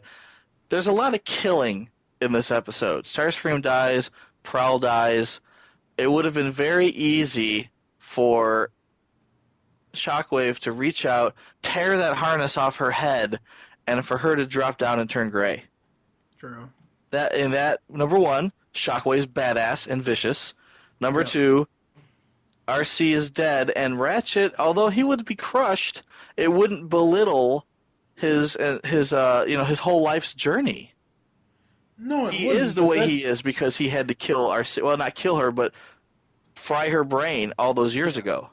Yeah, but my point here is, the guy, like, all right, I can believe that Optimus, because he does have everyone has a Cybertronian form, everyone has an Earth mode. Right. But Optimus in his flashback, I can believe that Optimus is younger. I can believe he looks and acts younger at that time. Even in the flashback when they went to that planet, I believe that Optimus is younger. With Ratchet, they only gave him a different paint job and a different alt mode. His face is smooth. It's not all bumpy and stubbly. His crest is still there. He's not as pot-bellied. He moves a little bit more. He's younger. It's obvious. Still old. Well, he's younger, but he's still old. He's let's say middle-aged, not a crotchety old guy. I'd say when he's on Cybertron in those flashbacks, he's probably 45. When he's on Earth, he's like 65. That's old. Right, I'll buy that. Sure, okay. Yeah, I'll take that. Yeah, I agree. But I mean, pushing 40 myself, I'm not ready to I'm not ready to say 45 is ancient. Oh my God. Put that guy out to pasture. You were out to pasture a long time ago. Tell me about it. Yeah. Starscream pulls the old bomb and a clone trick again. Yeah. It didn't work the first time. What made you think it's going to work now? It didn't work the first time. And then Megatron. This is the only stupid thing I've ever seen Megatron do in this series. He goes to cut it, and it electrocutes him. Seriously? You wouldn't think Starscream would have some sort of plan in place for that? Starscream is reacting from the grave. Well, I shouldn't say from the grave. He hasn't died yet. He doesn't know that he's going to die yet, but he's... Yeah, anyway.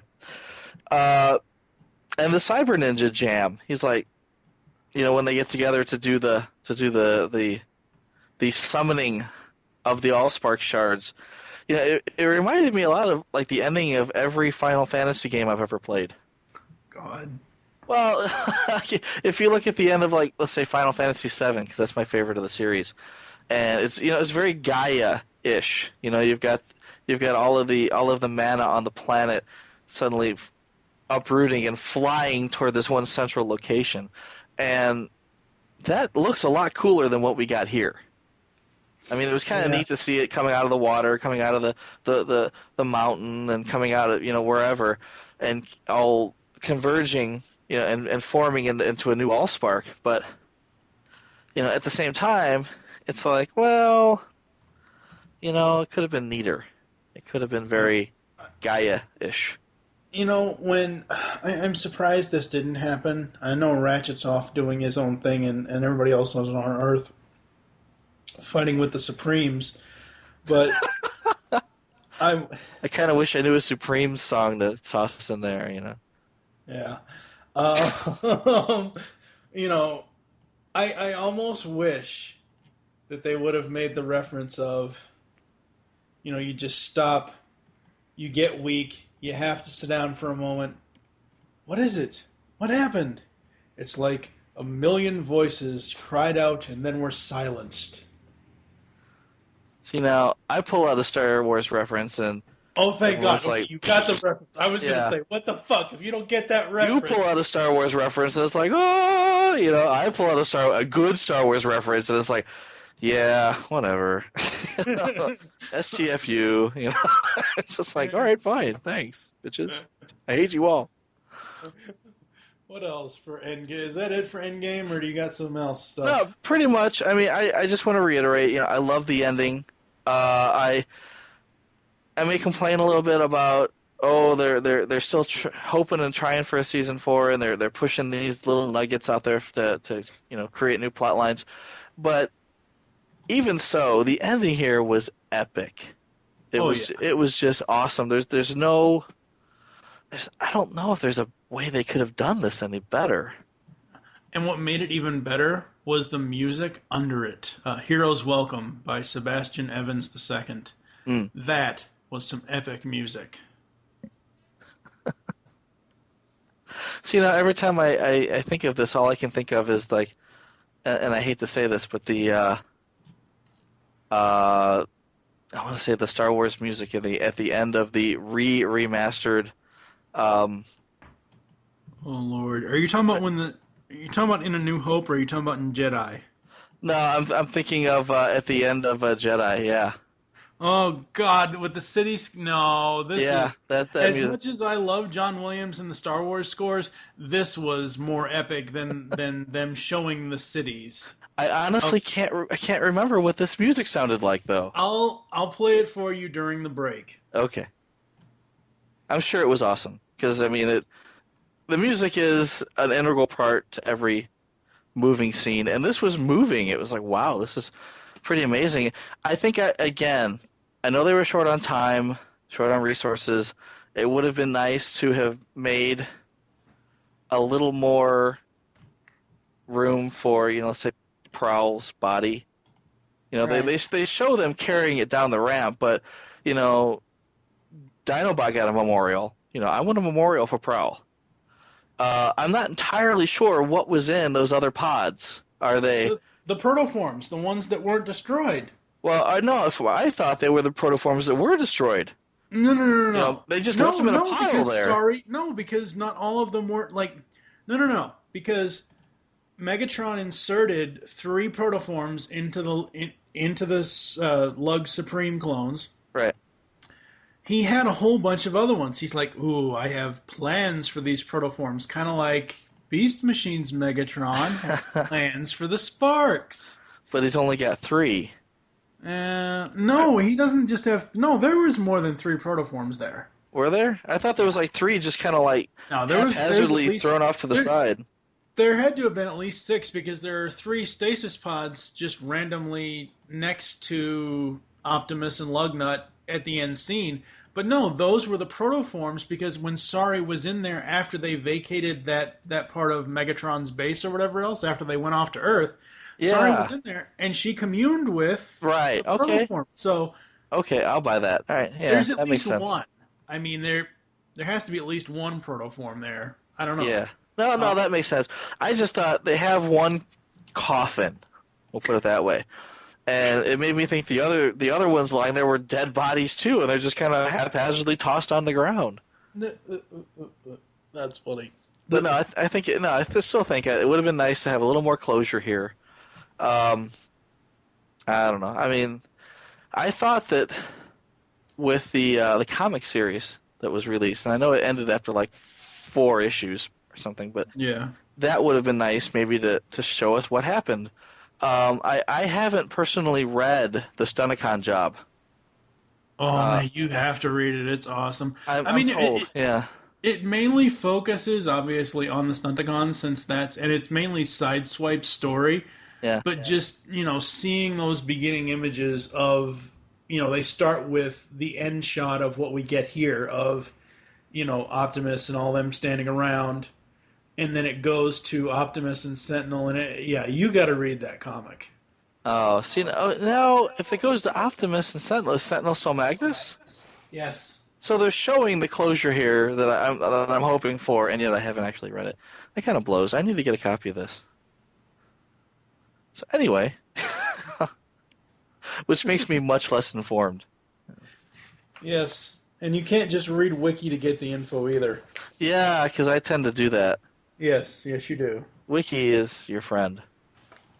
Sometimes, unless it's false information. All right, so that's pretty much it for Endgame. As we've said, it's an awesome ending. We wish there was more. Sadly, there isn't in animation. There is in comics a little bit. We're going to go to some ads. Then we're going to head to Cybertron to hear Kevin's final thoughts. And we'll come back to close the show. Prime, we did it! The shield worked! The Starscream Supremes are history, and everybody's okay. Not everybody.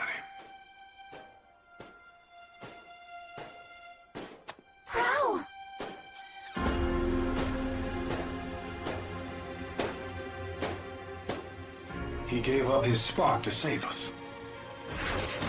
No. You have interfered with me for the last time, Optimus Prime.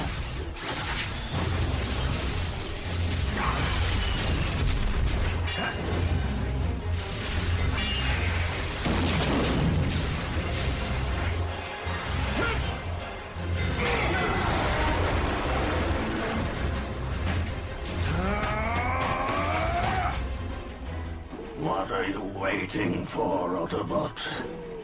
Finish me.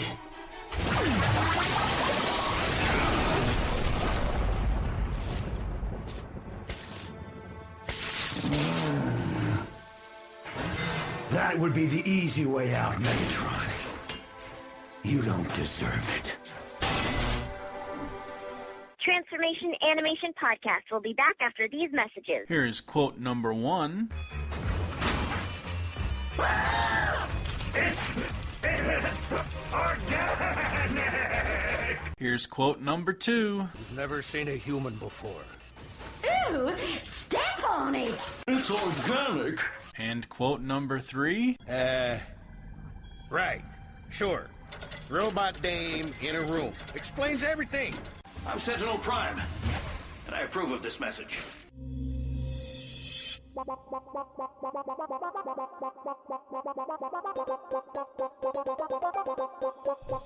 can now hear the Geekcast Radio Network while on the go with Stitcher Smart Radio. Stitcher is a free-use and talk mobile app available for your smartphone. And when you download Stitcher to hear Geekcast Radio, you'll have a chance to win money. Downloading is quick and easy. Just find Stitcher in the App Store. During registration, hit the promo code box and enter Geekcast Radio, all one word, to get automatically entered to win $100. The latest episodes of the shows will be waiting for you in your favorites. You'll get access to lots of other amazing shows too. Always available to you on demand, no syncing. It's Stitcher Smart Radio. Don't forget to enter promo code Geekcast Radio when you register.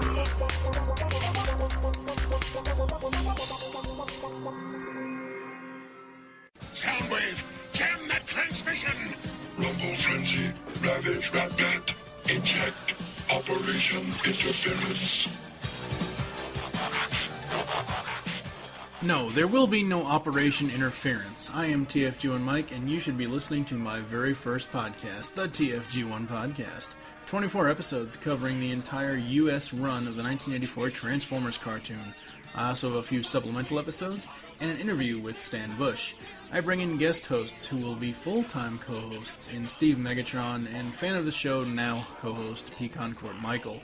So check out the TFG1 Podcast. You can find it on iTunes and the web at www.geekcastradio.com. Transform and roll out!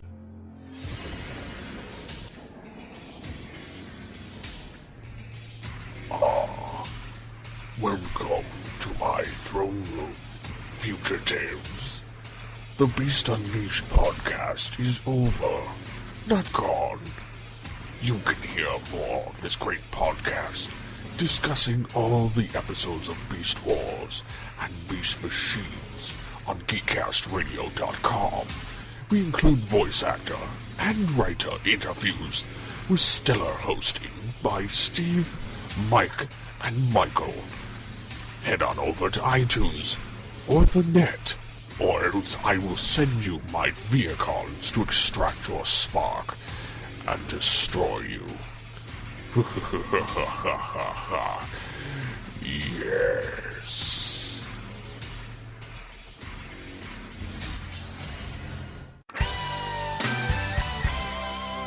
Stan Bush here, and I dare you to check out Radio Free Cybertron.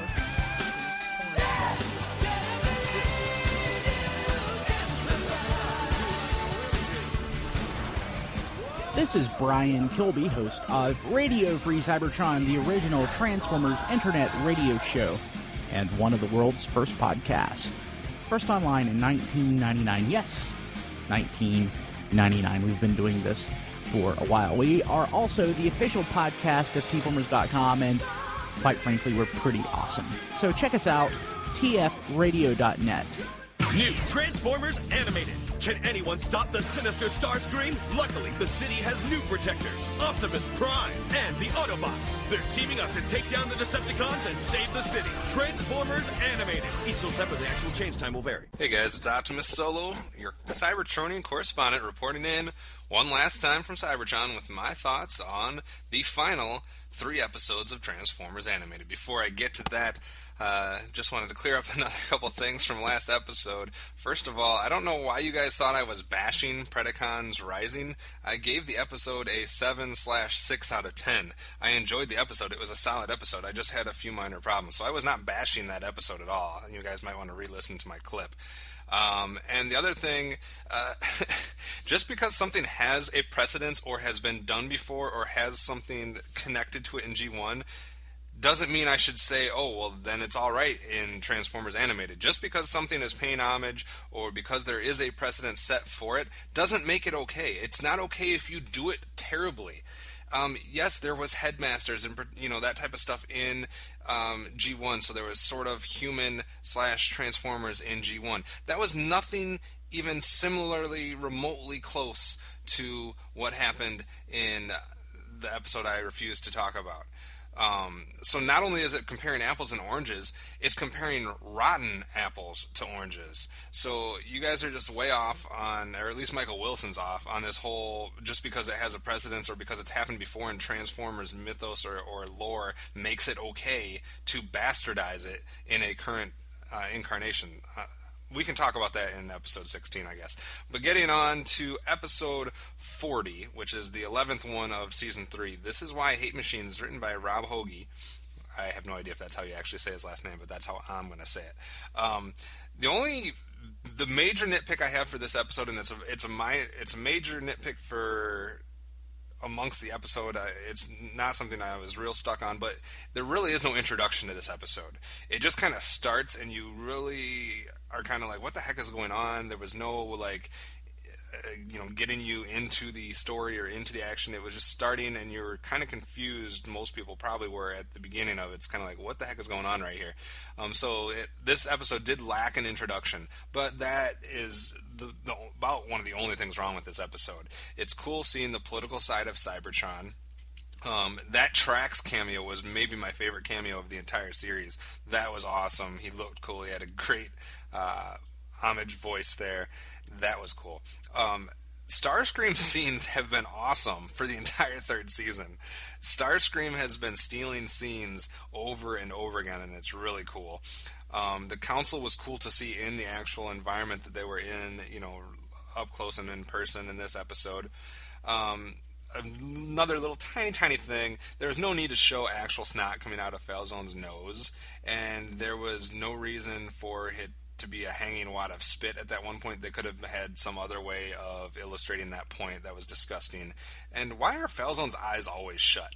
But anyways, Shockwave's one of his best episodes of all time in this series. I shouldn't say of all time. Of this series, this is one of his best moments. He was badass.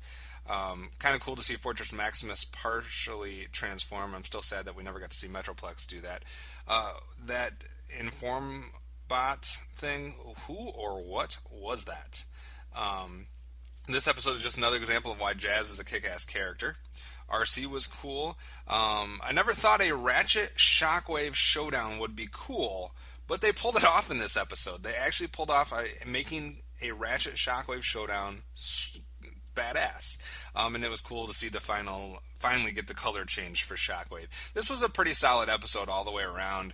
I'm actually going to give this one an 8 out of 10, guys. So remember, that's an 8 out of 10. I was not bashing that episode.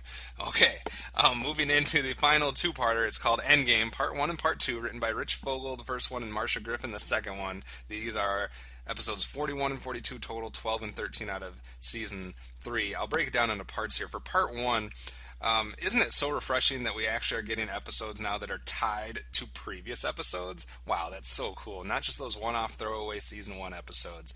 Starscream, he just keeps turning into my favorite character. Now, he is not my favorite character, but he just keeps getting closer and closer to that. Or should I say his head is getting closer and closer to that.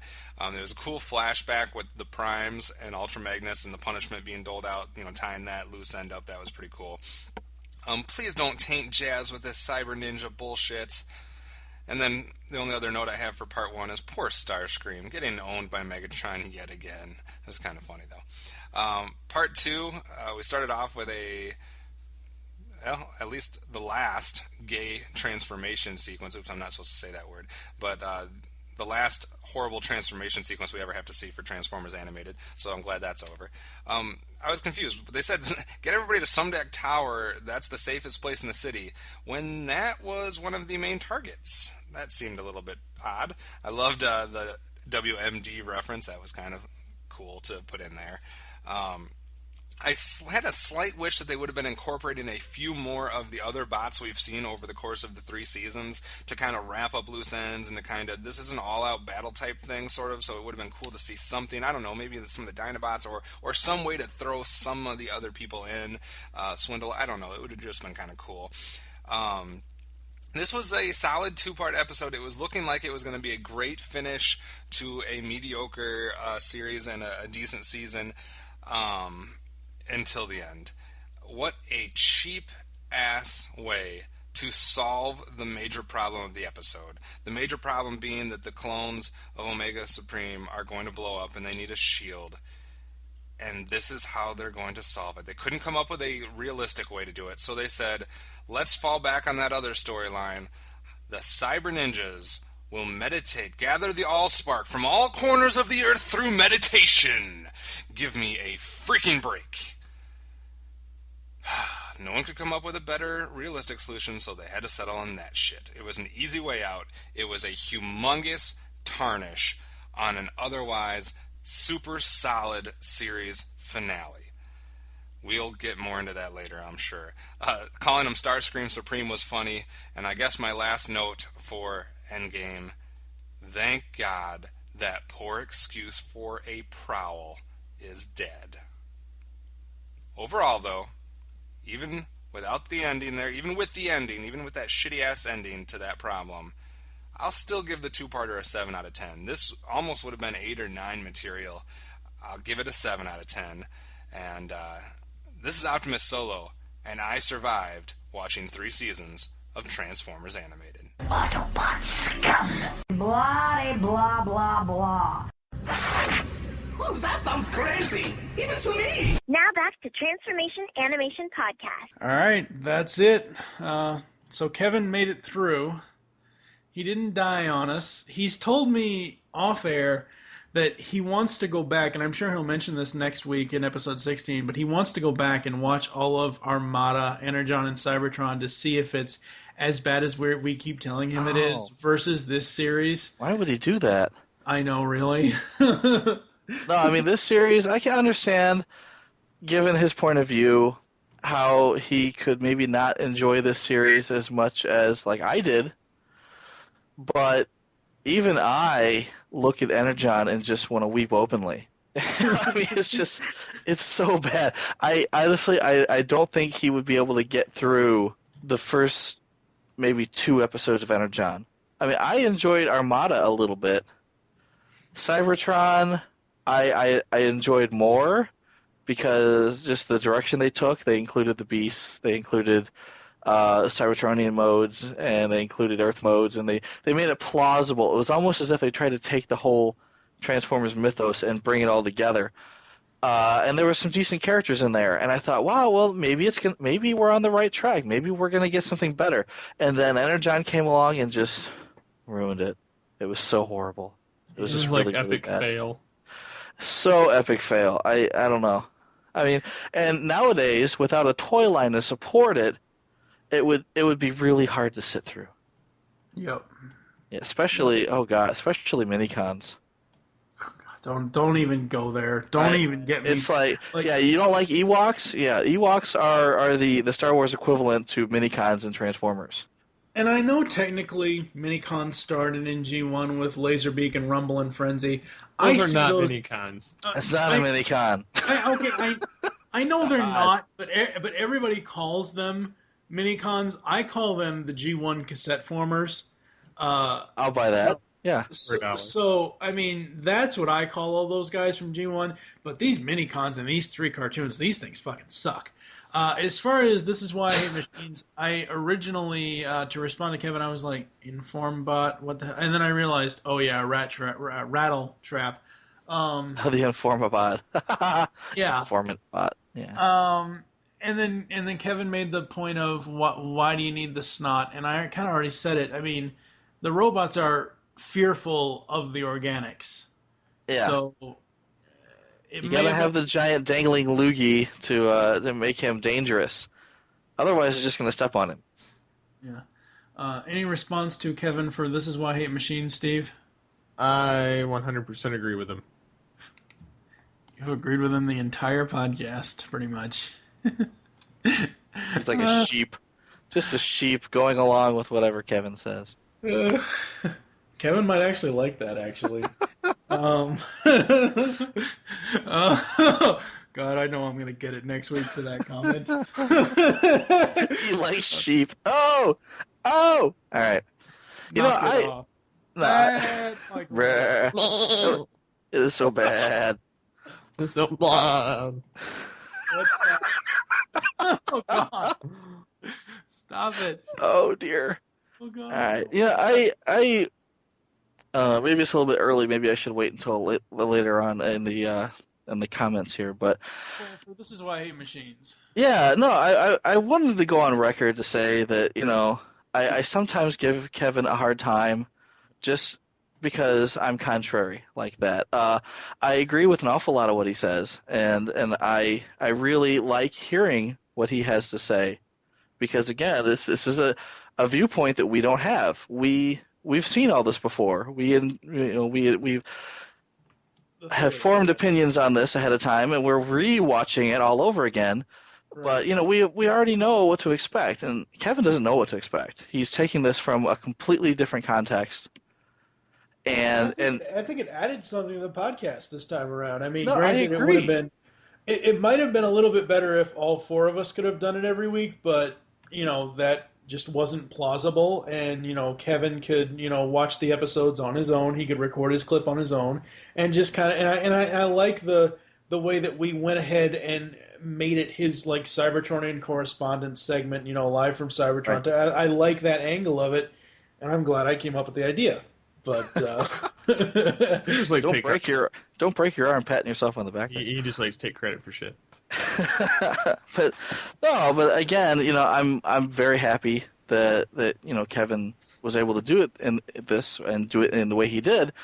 Yeah. And I sometimes give him shit and say, oh, you just hate things that are awesome, but because that's just me being silly, But you got to respect the guy.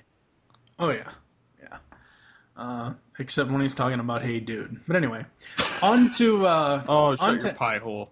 Oh yeah, that's right. Steve's a Hey Dude fan too. Lovely. Jackass. Moving on to Endgame. I only really have 2 notes for this to respond to Kevin. He likes the Starscream head. I think everyone likes a little head. Wow. Oh, come on. Like, that doesn't happen every episode now. I know. Let's get it out of our system. He's ahead of his time. He should have stopped while he was ahead. Everyone likes a little head. Okay, woo, we got through it. Yeah. He needs more head. He needs more head. He needs bigger head. He needs... yeah. No, I like Starscream, period. Yeah. Whether he's a head or a whole body or... he's been ahead before. He got headmastered. So yes. And then he's like, "Well, I survived. I don't know how, but I survived." And he acts like this is the worst thing in Transformers history. You know what? I want him to sit through 1 episode of Energon and then come back and talk to us. This is a live Cybertronian correspondent, and I've been killed watching Energon. Quite honestly, he won't survive that. I'd rather watch Energon over Armada or Cybertron. Really? Yeah. Wow. I don't see that. See, I enjoyed Cybertron. I really did. I think there were aspects of Cybertron that I didn't like, but again, you've got you've got the beast vehicle. You get beast mode, Cybertronian mode for the Speed Planet. You've got Earth modes for Earth. It's, I don't know. I mean, it's hard to explain. I liked the toys. I liked the show, again, supporting the toys. Like Giant Planet. We got a Metroplex because there's a Giant Planet. I mean, they really tried to tie everything in there. But Energon just didn't bring anything to the table.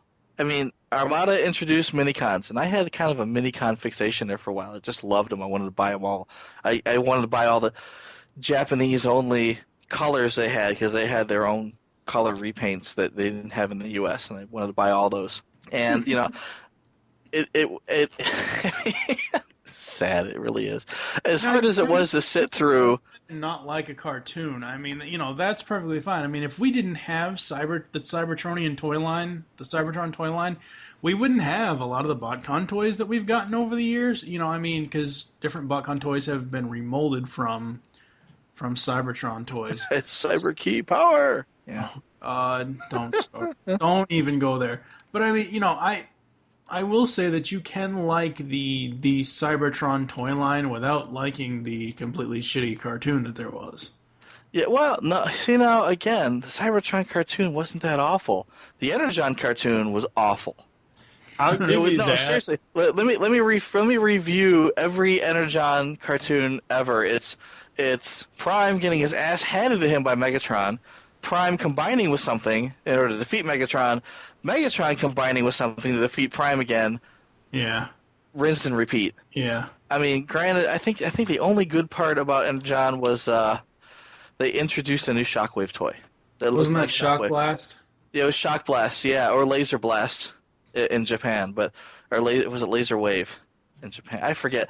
But what it come down to is it looked a lot like Shockwave, and it was the first time they'd done that. Yeah. But no, and honestly, you would think, wow, they got a Shockwave toy. That's amazing. He must be really epic on the cartoon. It was awful. The cartoon almost ruined Shockwave for me. It was just so bad. And then, I think they killed Shockwave because he was so stupid. But we brought back Quick Strike, or I'm sorry, his twin brother, who's Shockwave's twin brother, who is red and yellow or something. Wow. And he had the Quick Strike accent. It was so bad. It was just so awful. It made me want to weep openly. Honestly, I couldn't watch it. I tried. I really did try. Couldn't do it. And honestly, there's I want to say, I was still a completionist collector at that point, and there's still Energon toys that I don't have because I just couldn't bring myself to collect that line. Oh. Yeah. Yeah. Anyway. Those toy lines were just freaking bricks anyway. Till Cybertron. No, again, I don't know. I have to go back and look at the line here because I think I'm looking at the Cybertron toys. Oh, no, these are the Energon toys. Okay, yeah. Energon did blow. Well, Thank you for joining us here on the Edit point. The Wheeljack toy. They got a Wheeljack toy. I think they ended up downshift, though. But he looked really nice. And he combined with other toys of the same size class. So, but this is a toy line that brought us Fatimus Prime. Or Spudamus Prime. Spudamus Prime. Or oh dear. Or Optimash Prime kills Tony Starch or whatever. Oh no, that was the movie. I know. Yeah. I know. Anyway, so I don't know. I'm gonna get off my soapbox here. I'm getting way off topic. I'm sorry. Yes, you are. Thank you for joining us here on Transformation Animation Podcast. Stop interrupting me. There are several ways to get in contact with us to leave feedback for the show. Cow says moo. Visit the website, www.geekcastradio.com. You can comment on each and every episode post. Be sure to stream all of our podcasts on Stitcher Smart Radio. Go to Stitcher.com. Leave the show's feedback in iTunes. Please do this. So far, TAP only has 2 reviews. So follow us on Twitter. The show name there is TFA Podcast. Mine is TFG and Mike. Steve, what is your Twitter? SCP-21. And Michael? PecanCT Michael. Become a fan on Facebook. Go to facebook.com/Geekcast Radio Network. We are now up to, I think, 293 fans. Thank you to all of you except one that I actually had to ban off the fan page. Really? Yeah, more on that later. Dude. I never ban anybody. I haven't the entire time I've had the page running until this one person. How bad do you gotta be to get banned? Jeez, Pete. Pretty fucking bad. You had to offend a Nitro Streak or something. No, it offended me, and I'm not easily offended. Playmore sucks, Nitro Streak. Banned! Call the voicemail line. Tell us to show you leave the message for, and your name. 502-526-5821. We hope you enjoyed this episode of Transformation Animation Podcast, and wish you'll join us next time when the Cybertronian correspondent will be back on Earth and joining us for the Season 3 recap. Woo-hoo. For now, I am TFG1 Mike with... Michael Wilson. And Steve Megatron Phillips. We'll tap you again next week. I have plans for these protoforms. Much bigger plans. Naturally, you'd want to clone yourself, oh great one. Bigger. Not that idiot Lugnut. Bigger. Oh, I see. Transform and roll out.